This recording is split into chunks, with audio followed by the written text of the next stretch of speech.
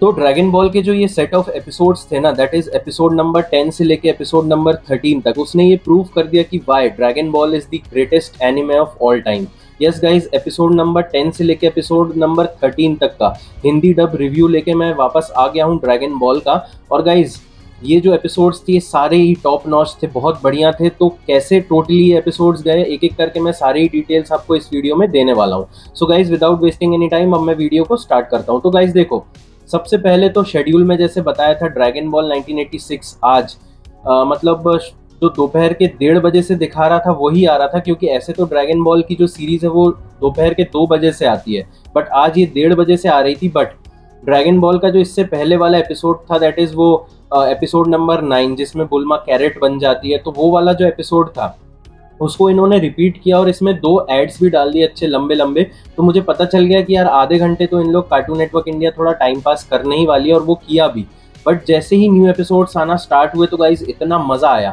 Episode number 10 था दी dragon balls are stolen, ये बहुत बढ़िया एपिसोड था गाइज। इसके बाद आया एपिसोड नंबर 11 जिसका नाम था दी पेनल्टी इज स्पिन बॉल। इसके बाद जो एपिसोड नंबर 12 था उसका नाम था a wish to the eternal dragon. और उसके बाद जो एपिसोड नंबर 13 जो कि लास्ट एपिसोड था आज का, उसका नाम था द लेजेंड ऑफ गोकू।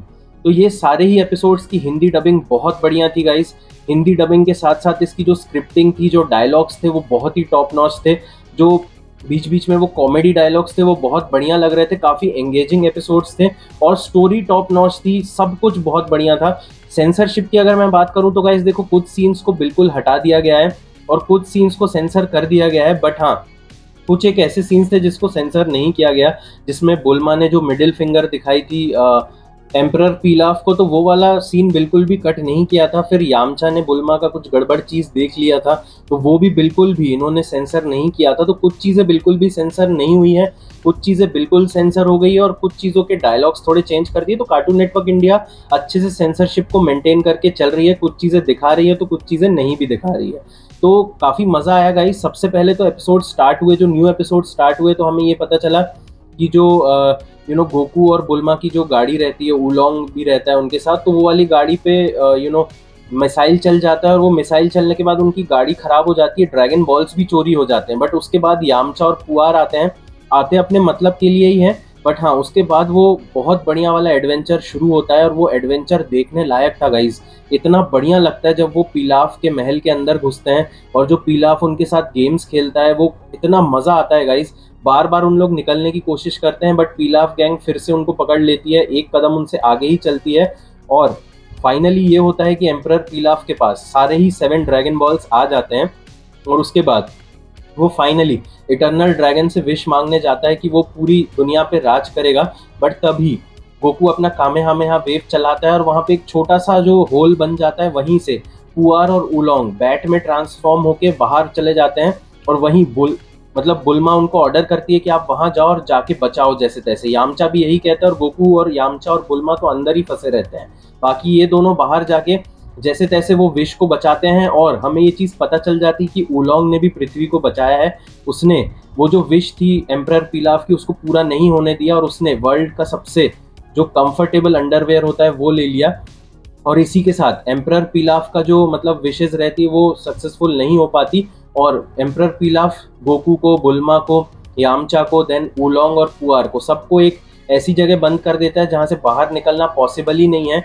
और मतलब सुबह जैसे ही होती तो सूरज की जो रोशनी पड़ती तो वैसे ही ये सब मारे जाते। बट उससे पहले ही गोकू फुल मून को देख लेता है, और जैसे ही फुल मून देखता है तो फर्स्ट टाइम हमें ये चीज़ पता चली कि गोकू एक एलियन ही है, क्योंकि गोकू जैसे ही वो फुल मून को देखता है तो वो ट्रांसफॉर्म होना शुरू होता है, और उसके बाद एक जाइंट एप में, दैट इज ओजारू फॉर्म में ट्रांसफॉर्म हो जाता है। और फिर जैसे तैसे करके वहां से लोग बचते हैं, बचते बचाते जैसे तैसे तो बच जाते हैं।